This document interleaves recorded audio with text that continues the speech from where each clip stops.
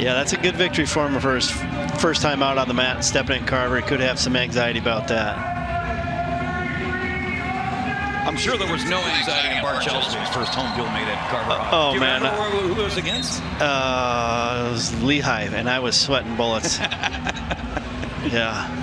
We move ahead 133 pounds. Austin DeSanto for the Hawkeyes, currently ranked 3rd in the country and quickly in on a leg and a takedown against Dominic Carone of the Black Knights. We know this one's going to be entertaining. Austin DeSanto certainly not shy when it comes to pushing the pace. And he gets a takedown just 10 seconds into the match. Yeah, and he's looking to let him loose here right away. DeSanto, a 3rd last year at the NCAA, is also an All-American in 2020 and an All-American before transferring over in 2018. So looking to become a 4-time All-American, Bart, and you won a few of those. How hard is it just to get one? And here's DeSanto, maybe on track this season for a 4th as he gets another takedown. That's pretty impressive. I mean, there's outside factors too. Your academics, there's injuries, things that can affect just besides the competition that's going against you. Yeah, you look at 133 pounds. My goodness, at the top with Roman, Bravo, Young, Dayton, Fix, and DeSanto. Oh my Lord! I mean, that you throw those 3 on a mat and say wrestle it 10 times, and you might each go 5, 5, and 5 with that. This weight's loaded. Talent. But with this COVID year, a lot of the weights are pretty loaded, aren't they? Yeah, you know, we saw that last night. You know, in our dual meets out in New Jersey, that a lot of these, you know, returning All-Americans taking that free year, the COVID year. Obviously, Spencer Lee at the top of the list, maybe the best in the country to do it. And you know, last year was that abbreviated season, only conference dual meets and then the NCAA tournament, so a very small sample size. And you know, a lot of guys took advantage of the COVID year and have come back for a 5th and in some cases even a 6th year of eligibility. That should make it pretty exciting down the stretch run at the end of the year. 4-2 DeSanto, a couple of first period takedowns, a couple of escapes by Carone.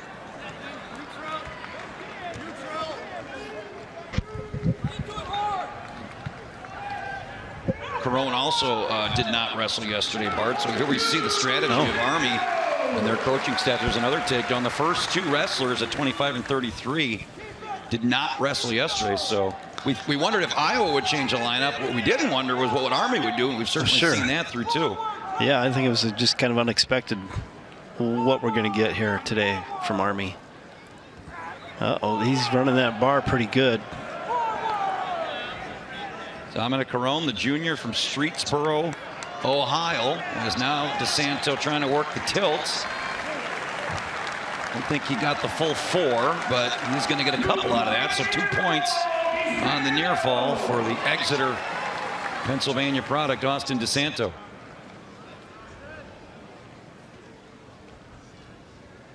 Final 30 seconds of this first period. You know, something back in our day, you didn't see too many transfers. That's really become a thing in the Division I game. And DeSanto, obviously a highly decorated athlete before he made his way to Iowa City. And that's, you kind of seen that from these big programs where All-Americans are transferring, you know, schools midway through their career. That is interesting, and I'm wondering how that's going to affect, you know, teams on the upper end and then teams that are looking from the outside, you know, their programs. Oh, very dominant first period for DeSanto. 2+ minutes of riding time, 3 takedowns and a near fall, and Austin DeSanto with a big lead here.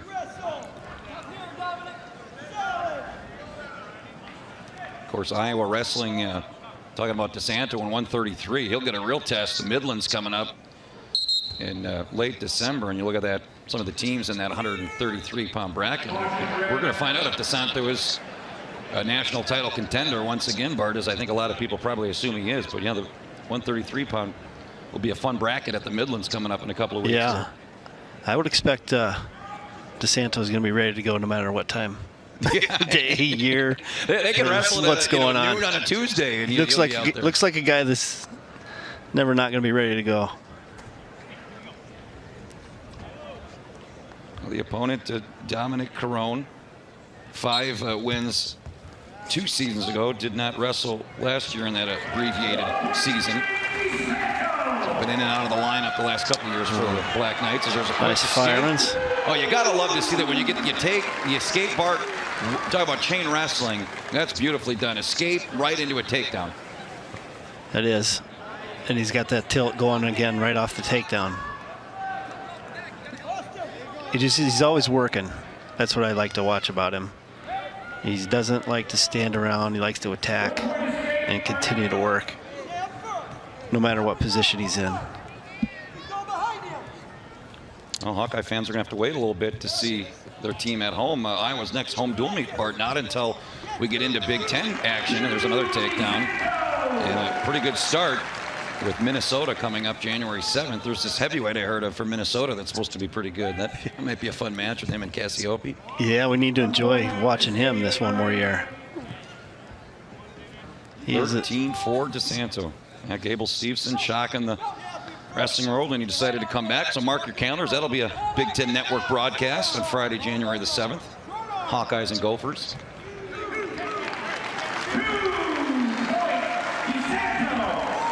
Well, now you always get to. I love watching the strategy here, Bart. When the match is in hand on both wrestlers, do you fight for the tech fall if you're DeSanto, and if you're Carone, do you fight to try and keep this respectable here in the final period plus? Right. It looks like Carone's still fighting. He's just kind of outmatched today. Well, the riding time clearly in hand. That point doesn't get awarded till the end. So if DeSanto wants to get the tech fall, he's going to have to pack on here. Another takedown and tilts. And there's the takedown portion of it. Not sure if he's going to have enough time here. Yeah, he looks up at the clock, and I think we're going to... No, he does get it in. Yeah. And there is the takedown. So DeSanto says, you know what? I think I've wrestled enough. We don't need a third period. 21-6. Austin DeSanto. That's a 5-point team get for the Hawkeyes. They now jump Bart Chelsea up to a 8-0 lead here over the Army Black Knights. We'll see if it is going to be Jaydin Eierman, the number 2 ranked wrestler here at 141 pounds.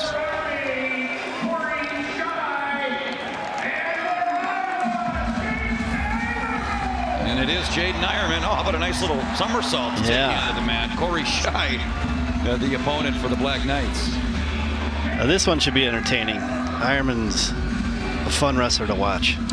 Yeah, Shie's a good one too. Currently ranked 24th in the country for Army. He comes in with a couple of big wins already this season. The senior from Ohio. And of course, Eierman currently ranked 2nd in the country this week at 141 pounds. Yeah, Eierman's really good on counterattacks. Quickly puts the leg in. Nick Lee of Penn State, the reigning national champ. Number 1. Steven Misich of Michigan. Sebastian Rivera had a chance to call his match last night. He looked great in that Rutgers uniform, getting a couple of tech fall wins. And Dylan Duncan of Illinois. So you got the top 5 Bart in this weight class, Big Ten. That's a mini national tournament when we get to the Big Ten championships the first weekend in March. That'll be exciting to watch. This weight class is loaded also. You got to get down to Dom Demas of Oklahoma, ranked 6th, to find a non-Big Ten wrestler in the top 10. You have 3 just outside the top 10, so you have actually 8 of the top 15 wrestlers in the country at 141 pounds in the Big Ten. Loaded weight class as usual in the Big Ten, as Eierman now deciding to go to work from top. You saw him early, Bart, cut his opponent. Maybe, gets a sense that he can ride him here now and going to try and work his offense from top? Yeah, it seems like he's always working to score points also. You know, if he's not going to be able to turn him right away, he probably wants to get some more action on his feet, maybe catch him on his back from there. He's really good at counters, tying up the other guy's legs and looking for cradles off those scrambles. Yeah, you see the frame, pretty tall, lanky. 141-pounder is... Jaydin Eierman of Columbia, Missouri, transfer in. Talk about DeSanto transferring. You get DeSanto and Eierman in back-to-back years. That's a pretty good windfall for Brands and company. Yeah, right. Addition when your guys are already there and add some veteran leadership transferring in. That makes you pretty tough team to beat. heavy in the international circuit. Also as Eierman, a couple of international medals. Actually took an Olympic red shirt in 2020 after qualifying for the Olympic trials. And with it'll be interesting, but we're talking about Gable Steveson and guys like Eierman and Spencer Lee. With the Olympics being pushed out of here, we're actually kind of already, starting that 2024 Olympic cycle, because that's, 2 years away basically now. So it'll be interesting to see these guys that are still in college. How many of them, pursue an Olympic berth here in a couple of years? Yeah, it's a quick cycle, so I would expect that they'll still be competing here in a couple of years. Another point there for Eierman. Oh, look out here. He's got the leg. Yeah. Well, he's still got the arm bar and the wrist. Look out here. Nice job by Shie trying to put the weight on that shoulder, kind of limp arm out of it. Oh. And we're going to get it stopped for potentially dangerous. Yeah, I can tell you, that's not a fun spot to be. Give Shie some credit, man. You got a hammer on top. He's got the leg in, he's got the wrist and an arm bar. Not a lot of good outcomes when you're on bottom in that position. No, I think anybody who spent time in the wrestling room with Gable back in the day, you did not want to let him have an arm bar on you. That was that was not the spot to be. You're not getting off the mat for 25 minutes.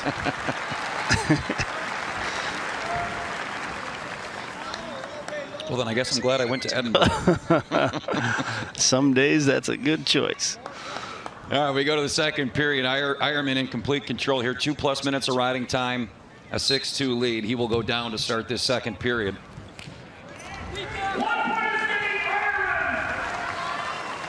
Yeah, you sometimes forget, Bard, back to the international, the freestyle circuit, that Eierman's still in college. I mean, he won the U.S. Open 2 years ago, and then he was wrestling last year. So wait a minute, he's still in college? I mean, what some of these guys are able to accomplish. Oh, beautiful slide by. Yes. 18, 19, 20 years old, they're wrestling with elite senior level athletes and winning. Yeah, and you really notice that now, the USA system, the younger guys, how good they are young. And I don't know if that's from all the video they're watching, the technique, or the experience, the more opportunities maybe in the freestyle and international level at younger ages. Beautiful cradle there by Eierman. I always love it as a high school and youth coach when you just see good old-fashioned technique work. They always think about Iowa, they do these flashy moves I'll never be able to do. Just cross-face cradle, nothing more simpler than that when you're on top. So we saw DeSanto with the second period tech fall in our last match. Eierman getting closer to that clip as he's up 11 here, 45 seconds to go in this second period. This is kind of a position where Eierman's pretty dangerous. The guy's in on a head of outside single. And this all started by Eierman putting himself in that position. But he does some pretty funky things. Yeah, you talk about that though, and that's kind of a new term here in the last decade plus, the term funk. And Eierman, he does it as good as anybody. And yeah. He clearly is comfortable leg riding as well, as official stops it there. But Eierman makes him fun to watch. You don't know what to expect. Oh, here you go. How about cutting your opponent with 12 seconds left? Oh, yeah. Better get the takedown. That's supreme confidence in your feet work or your game from your feet. Yeah. Say, I'm going to cut you with 10 seconds left and still think I'm going to get the takedown, which is close to getting here.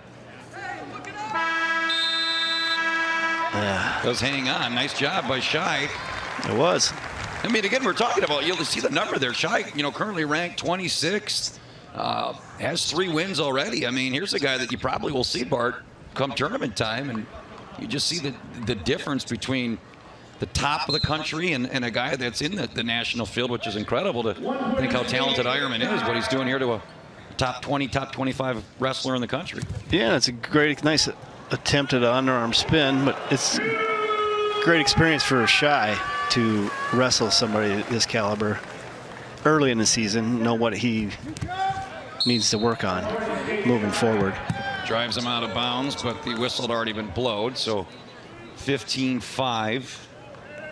You see the riding time now at 3 minutes and 44 seconds for Eierman. Coach Ward maybe not the biggest fan of that spirited mat return, as we went out of bounds, we'll call it. could have been a little bit after the whistle. So 15-5, Eierman of Iowa, number 2 ranked wrestler in the country, the reigning All-American. Talk about heavy hands there, man. Yeah, that was a great snap. Look out. Right into the cradle. This is a tough spot if you're Shie, especially if Eierman gets that leg. Oh, yeah. That could be lights out. Looks tight. And there it is. Jaydin Eierman firing up this crowd. He's a good showman as well. Again, we didn't know if we were even going to have a Hawkeye home meet this weekend. So thankful that Army stepped up, but nonetheless, the Hawkeye faithful have turned out in droves, and they love the show put on there by their. All right, 157 pounds for Army. It'll be Markus Hartman. And for the Hawkeyes, currently ranked 8th in the country, Kaleb Young. Hartman there you see 29, so one of our ranked versus ranked matchups should be a pretty good one here, Bart, at 157. Yeah, we'll see what if Young can fire something off early. He's an explosive wrestler.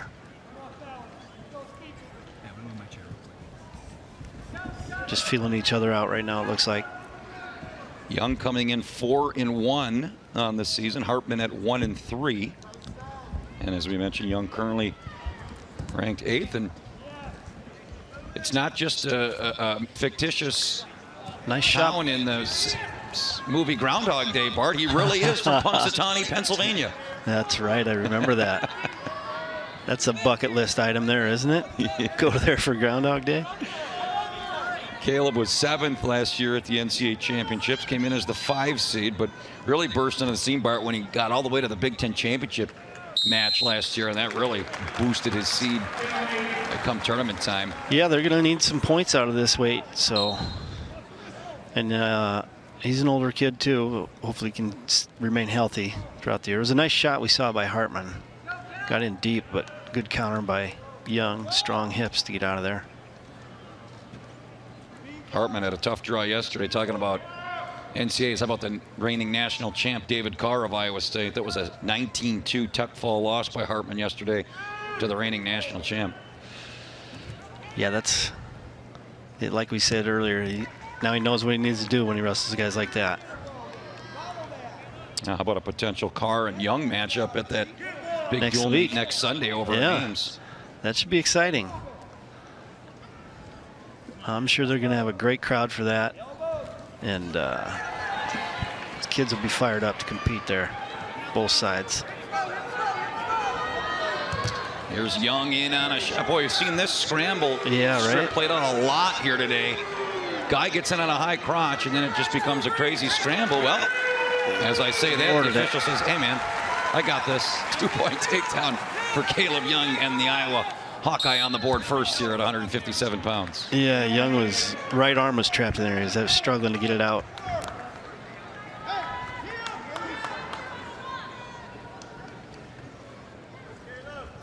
Oh, 45 seconds in the period. We'll see if Young can ride Hartman here for some time. Hartman's pulling that foot into him when he needs to be pushing it away. And it's just making it a little tighter. Although Young is getting a little too high here. Hartman's no slouch, Bart. A 2-time NCAA qualifier. Yeah. 30 wins 2 seasons ago as a sophomore.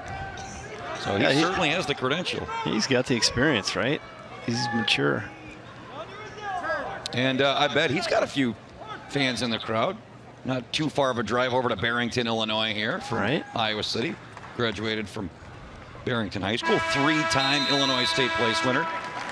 This Army's digging a couple guys out of Illinois. That's a pretty good pipeline to hit up. Yeah. So 2-1. Hartman did end up with the escape there. So 2-1. We'll go to the second period. We saw Army just get a big win moments ago to 149. Let's see if the Black Knights can build some momentum here and make a dual meet of it here with the top-ranked Hawkeyes today. Young turned his hips real quick right before Hartman was able to slide underneath him. Kind of put him in a disadvantage there, but Hartman's still hanging on to the ankles. Yeah, Young, another one of those guys. Bart, we talk about the COVID year, taking an extra year already. 4 years in this Iowa lineup, now taking it a 5th. So taking advantage of a bonus year for Kaleb Young. So I guess there was a couple of good things that came out of COVID. Some of these elite wrestlers get an extra year of competition. Right. That is we always wish we had another year. Yeah, right. I'm still asking for it. I graduated 20 years ago. Yeah, I still got a year, right? Yeah, Young already talking about multiple-time All-Americans. He's in that Bart Chelsvig class right now as a 3-timer.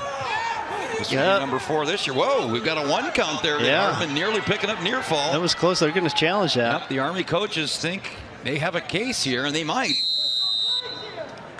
So we're going to have our first official replay. We saw one at 125 pounds at the end of the match, but that was initiated by the officials part. Right. So this is the one challenge. And I can't say I disagree with it. Look, you can't take, it's like timeouts, right? You can't take them home with you at the half or the end of a game. And this is a huge matchup, both individually and in the team score here. Let's take a look, see if there was a 2 Yeah, count. if you can get 2 points out of this, this could be 2. I think that might not be a bad challenge. It'd be a turning point in the match, you know. Here you take another look at it. You obviously got to get 2 seconds of exposure. He holds him there.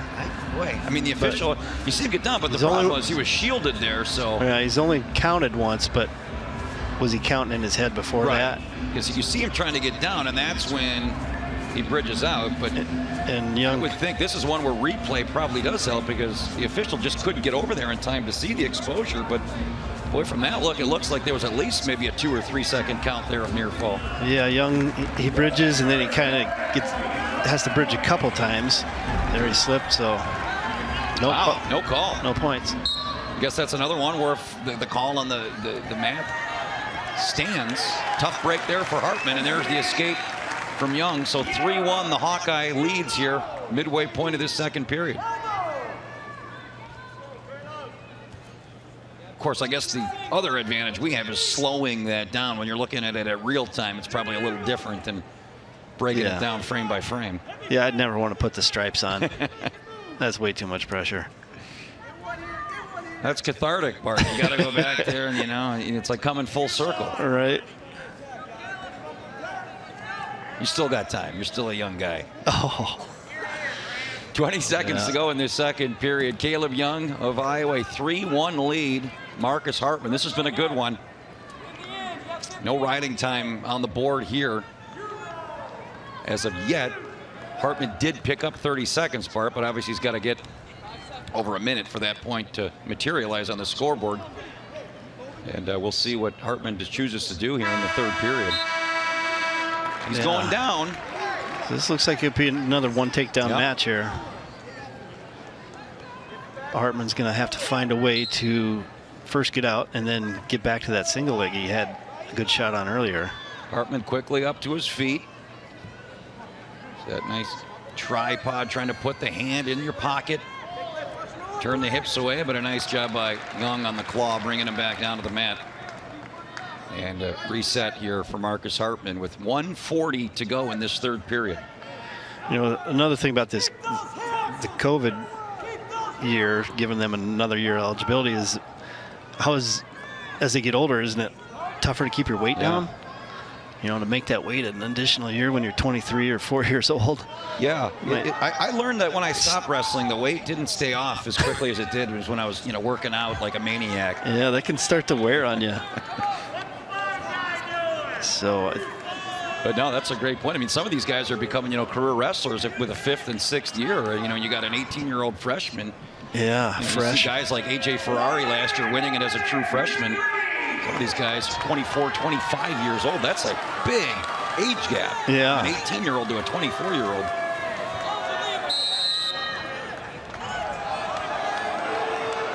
Where are we at on riding time here? 43 seconds of ride time for Young.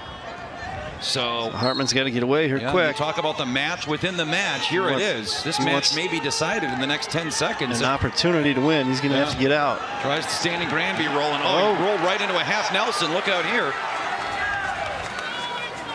And there is the 1 minute. So now Kaleb Young really in control. Now posting that arm on the back of Hartman. Oh, he's almost a count there. But it looks like he's got it under control. He's got the wrist and he's got him flat.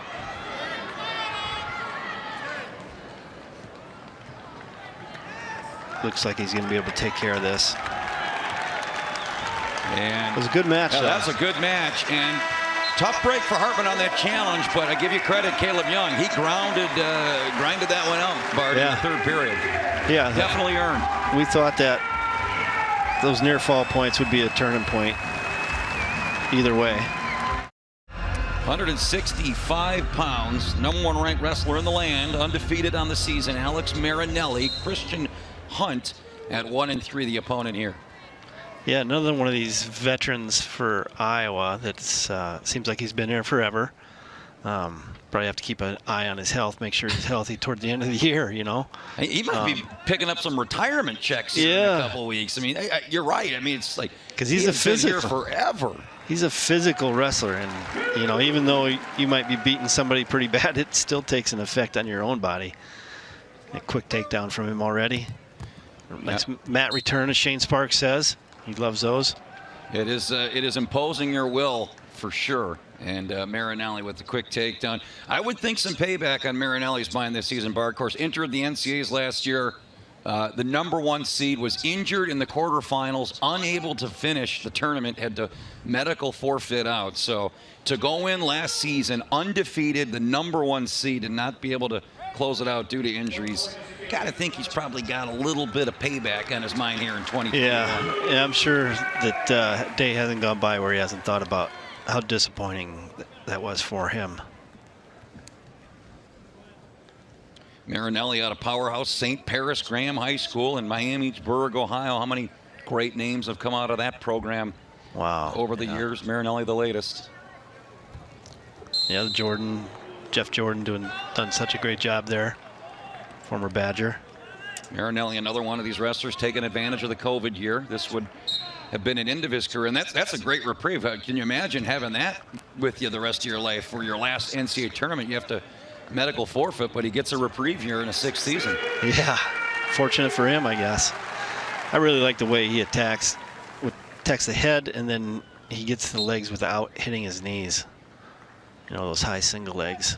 Already 6 points racked up here in this opening period for Marinelli. Christian Hunt, the opponent. Did he wrestle yesterday? Efforting that, the Yorktown, Indiana graduate. As again, if you're just tuning in, this dual meet was supposed to be yesterday with Oregon State, and due to travel issues with the Beavers, Army, who was wrestling at Iowa State, decided on short notice to take the dual meet.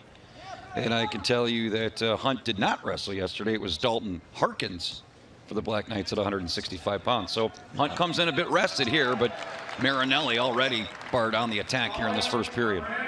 Yeah, he's going to need all his energy, it looks like, to survive 3 periods here. Marinelli brings it hard. He is a hammer, no doubt about it. Number 1 ranked in the country. He's been actually spent much of the last 3 seasons just a mainstay at this weight class, ranked number 1. Evan Wick, former Wisconsin Badger, now Cal Poly transfer, number 2. Keegan O'Toole of Missouri, 3. Shane Griffith, a returning national champ from Stanford, at 4. And Travis Whitlake of Oklahoma State, rounding out the top 5, a loaded 165-pound weight class. Now, Wick, kind of the big story of this Big Ten offseason, Bart, when he left Wisconsin after 3 All-American finishes, came back home, the California kid, joined, I believe, a younger brother that's wrestling for Cal Poly, so a huge get for them, and kind of changes the landscape here of 165 in the Big Ten. Yeah, it opens it up a little bit more, doesn't it? Although I will say, having a chance to call that Badger match last night, DJ Hamidi, hoy, that is a freshman. I liked watching him. I saw him against the Buffalo at home, and I was impressed. He's lanky, he's quick, and he likes to attack those ankles. I see him having a good future. And of course, Badgers will be here in Iowa in February. That's a Big Ten Network primetime broadcast. 7-3 Marinelli leads here after first period. He will go down to start the second period. And a quick escape. 3 seconds. And Marinelli's up to his feet. Yeah, Hunt's going to need to find a way to keep a hold of Marinelli's wrist or get inside position on the head, try to slow him down. But nice inside trip there. You talk about chain wrestling, Bart. That was a beautiful example of it. Yeah. Right there. I think Marinelli's probably just too physical. A little overmatched here. Getting close to that minute of riding time. Marinelli currently sits at 47 seconds of riding time. We've seen a tech fall from DeSanto. We saw a pin from Eierman. Does Marinelli have bonus points in his future here at 165 pounds? Certainly trending that way. I can't imagine he's going to stay on top here very much longer. He's probably going to let him go and go for takedowns. There we go. Now, how much of this, Bart, with this quick turnaround, and we've seen obviously some Iowa backups in there today, how much of this is the coach's decision, or how much is it as a wrestler like Marinelli clearly could probably take the day off as the #1 ranked wrestler in the country, saying, I want to wrestle today? Yeah, you know what? The competitor in those guys, they probably want to be out there every time, any chance they get, especially at home. But it is probably more of a coach's decision at this point. You know, too, they want to have their the guys that are going to show well in the home ring. Yeah, Lee, a pretty easy decision, obviously recovering from the offseason knee surgery. Yeah. But, you know, when you have a match that you figure you're going to win, a dual meet you figure you're going to win, how much do you give the youngsters the opportunity? Or like you said, you're still in front of your home fans. It still is a Division I opponent in Army. You still want your guys out there competing. Right. And they might be monitoring them a little bit more in practice, you know, as far as the live wrestling and injury prevention. Final 10 seconds of this second period. Marinelli now did eclipse the minute there, so he sits at 104 riding time. Getting on the shot. Nice counter there by Hunt.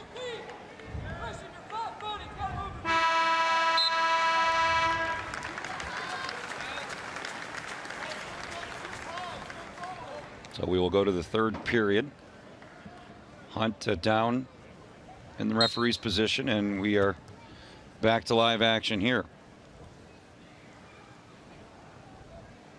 Iowa will be in the Journeyman Rockfin duels down in Florida. I wish they had that when we were wrestling, man. A nice December dual meet in Florida. Yeah, it seemed like I was always going to Fargo or somewhere like that in the middle of winter. Right. I think going to Florida and all those places. Big warm. names. I see Virginia Tech's down there, Penn State, obviously Iowa. Great dual meet tournament down there at December. Then, of course, the Hawkeyes, a mainstay at the Midlands. That'll be at the end of December before they kick off the Big Ten season in January.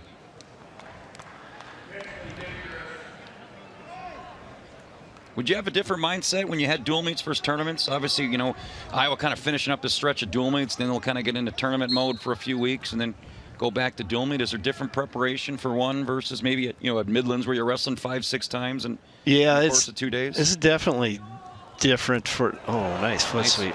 Foot sweep. For the dual meet, you know, you just prepare for that one event or one match, 7 minutes, but the tournament over the course of the day, it's a different mindset. You got to be really patient, you know, take each match, get fired up for every match, because you can sit and wait for 2 or 3 hours and come back and you got to do your prep again. So I think we need to bring back, because that was a fleeing the mat call on Hunt. I think we need to bring back the days of the Midlands where the coaches wrestle. I remember back in the day when Gable would wrestle in it, and my coach Bruce Baumgart would wrestle. And I want to see Brands out there in a singlet. I want to see Kale. Let's go, man. Bring the coaches back. Yeah, there used to be more people especially in the Olympic years. There was always guys post-collegiate wrestling in that, and it wasn't always so easy for them either, though. Yeah. Yeah. Well, vintage shades here. Tony Ramos with the cow catcher. And you just got the sense, Bart, it was a matter of time. Marinelli had it locked up twice on the edge of the mat. Hunt knew it was coming and wisely backed out, surrendering the point. But when you're in the center of the mat, nowhere to run from that move. Yeah, Marinelli's looking for that if he's in a shot and the guy whizzers. especially as you get tired toward the end of the match. So the #1 ranked wrestler in the country at 165 pounds, imposing his will here today. Good execution running that. He's patient with it. That'll bring us to our final bout of the afternoon, 285 pounds. Brandon Phillips, the senior for the Black Knights. And there you see Big Tony Cassioppi. I wonder how grumpy of a week it's been for the big guys in the IRS. And it was Cassioppi, fresh off a world championship, Bart, overseas, comes back in his first college match and gets stunned in a pin last weekend against Princeton. Yeah, guys might have called in sick that day. They wanted to be his partner. Now, I would want no part of probably being his drill or live partner for the last 7 days. Right. So I'm guessing he's coming out pretty aggressive.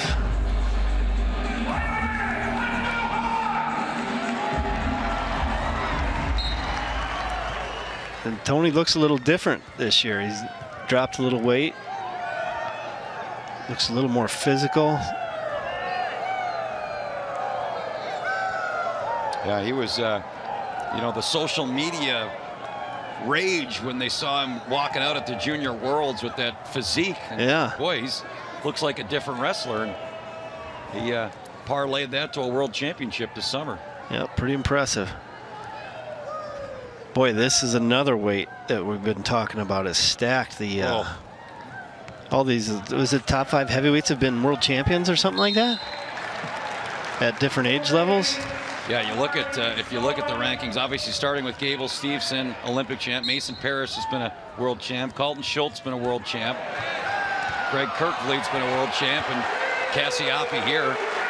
And you know, Trent Hilger for Wisconsin's no one to sneeze at. Yeah. Either. A 3-time All-American for the Badgers. Right, you're a 3-time All-American. Come back and you got 5 world champions ahead of you. Unbelievable. And the other theme there, outside of Carlton Schultz, they're all members of the Big Ten. Yeah. Unbelievable. Steveson, Paris, Kirkvliet, Hilger. They throw in Tate Orndorff of Ohio State and Cassioppi, 6 of the top 7 in the country in the Big Ten. Big Tens are they in Lincoln this year, I think? Yeah. So that might be another tough ticket to get. Seeding, it actually may be harder to win a Big Ten title at 285 than an NCAA title based on the rankings you're going to have and when you wrestle. Right. And, you know, with a smaller bracket, you know, you're going to wrestle the 2nd, 3rd ranked wrestler in the country in the 1st or 2nd round. At the NCAAs, you're going to be seeded 3rd or 4th. Yeah. You wouldn't wrestle that wrestler until perhaps the semifinals. Kind of a battle of attrition. See who can survive those first 3 rounds. You know, there could be an upset in there to make it a little easier for you. But either way, you get to those semis and finals, that's going to be pretty brutal. Obviously, all the world will be watching Gable Steveson winning that Olympic gold medal, signs a multi-year $1 million deal with the WWE, and you figure, well, we've lost one of our great wrestlers, and then he stuns everybody and says, no, I'm not done wrestling yet. Coming back for my junior year at Minnesota. College is too much fun for him. Nice takedown there by Cassioppi. And he continues to pile on the points here in this first period over Brandon Phillips. Yeah, he's had a couple nice snaps to shots and finishes. Some good high-level single attacks without taking the risk of getting to your knees. Cassioppi placed 3rd last year at the NCAAs. And you talk about the attrition, Bart, at this weight class. Cassioppi, 3 losses last year, 2 to Gable Steveson, 1 to Mason Paris. All season long, that was it. Yeah. 1 at the Big Ten tournament and 2 at the NCAAs. Unbelievable. There's some tough competition, I tell you. That Stevenson's certainly been something special to watch. What an athlete. Incredible.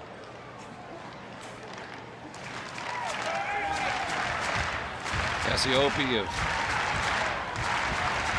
Onega High School in Roscoe, Illinois, another Illinois powerhouse school. 2-time Illinois state champ. Running that bar pretty good. Guy got his tips earned away, though. I think Phillips is going to be maybe saved by the bell. Cassioppi 100-0 as a junior and senior.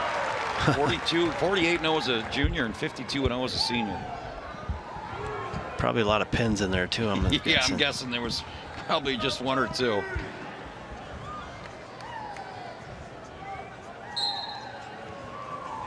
Big wrestling family, oldest of 6 kids. And I know that he has brothers and sisters that are big-time wrestlers. So, yeah, I think he's got a couple younger twin brothers. Tony leading the way. I wonder if they'd like to beat each other up as bad as the Brands did. They probably got a wrestling room somewhere in their house with holes in the walls. Right, I was going to say, I'm sure the Cassioppi household has a tab at Home Depot. More drywall. I think that's one if your mom or dad, you just clean the furniture. Oh, nice bear hug. Let him go. It's a bear hug right to the back. Look out here. Plenty of time on the clock here for Cassioppi to finish the deal. If he can get it switched to a half or not. See a little high there. You'd ideally like to scoop that chest back for Cassioppi. Oh, he's got it now, I think. That's going to be tough for Phillips, and there it is. A poetic way to end this duelment here today in Iowa City. Cassioppi not going to be upset a second week. Puts an exclamation point on this duel meet today, Bart Schelsvig. A big win today for your Iowa Hawkeyes.